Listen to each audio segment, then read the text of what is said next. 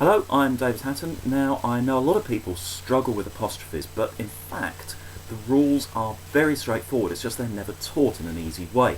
Hopefully, you'll find the rules that I teach a lot more straightforward. They will cut through all the rubbish about plurals and singular, things like that, that simply don't apply. Now, let's have a quick look at contractions. Contractions are straightforward. Most children get these straight away. You put the words together. You show where the letter has been squeezed out. That's where the apostrophe is. You don't have to put an apostrophe in between the words.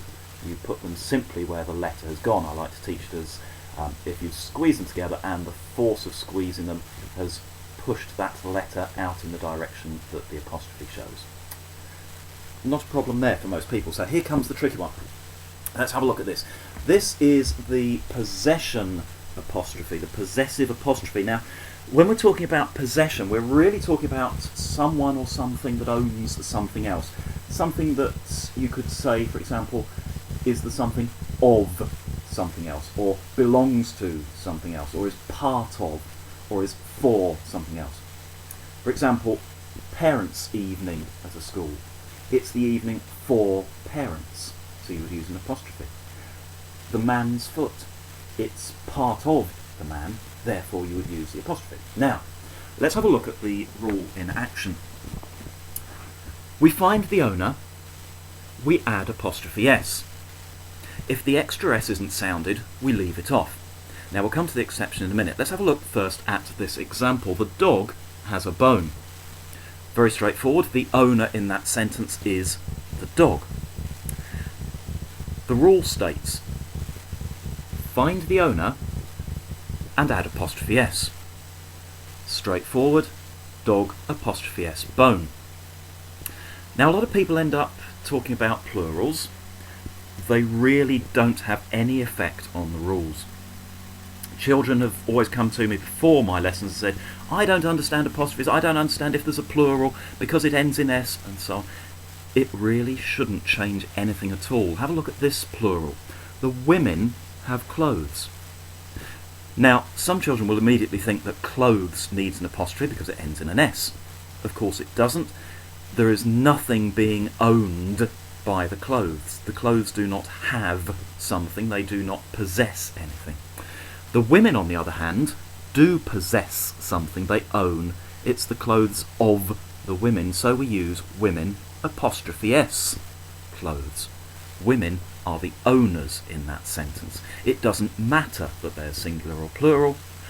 The word to show owner or owners is women. So women apostrophe S. Now here's a controversial one. James has a book. So the rule states you find the owner, in this case James, and you put apostrophe S on the end. A lot of people look at this and say, but surely that's wrong. Surely you've got S apostrophe S, that can't happen.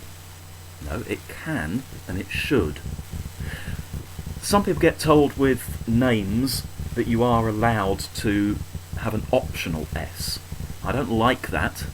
I think that's a wrong way of teaching. It's grammatically correct to put the S on after James because we pronounce it. We don't say James' book, we say James's book. That extra S is pronounced as we say the word, James's. That's why we keep the S. So it, again, sticks to this simple rule. Find the owner in a sentence, add apostrophe S. Let's have a look at the final example. Some boys have a game. This time, the owner in the sentence is boys. It's the game of the boys. So, the rule says you find the owner. The owner has got an S on the end. Fine, okay. Some people will be thinking we don't put the apostrophe S, we just put the apostrophe. Well, you're right. But it's not for complicated reasons. Just look at this second rule here. If the extra S isn't sounded, leave it off. We don't say boys' game. We simply say boys' game. If it's the game that a lot of boys are playing, it's the boys' game. So yes, we find the owner or owners It happens to have an S on it, happens to be plural, but that's irrelevant. We put apostrophe S on it, but then we think, is that extra S actually sounded? The answer, of course, is it's not. So we don't have the extra S on the end. Now, if it really is that straightforward, surely there needs to be an exception. Well, there is. There is one exception to this rule, and that's this. It, apostrophe S, is already a word. It is, it was, it has. It comes from the contraction. Now, contractions take priority in this case. So it is, or it was, or it has is it apostrophe S, and therefore we forget about using the apostrophe for something belonging to it. So, ITS is the one exception to the apostrophe rule. Okay, that really is as simple as you can get it. You find the owner, you add apostrophe S. If the S isn't sounded, you leave it off. Don't go teaching children all sorts of different ways of doing it. You've got one simple rule. Find the owner, add apostrophe S, but if that S isn't sounded, leave it off. Job done.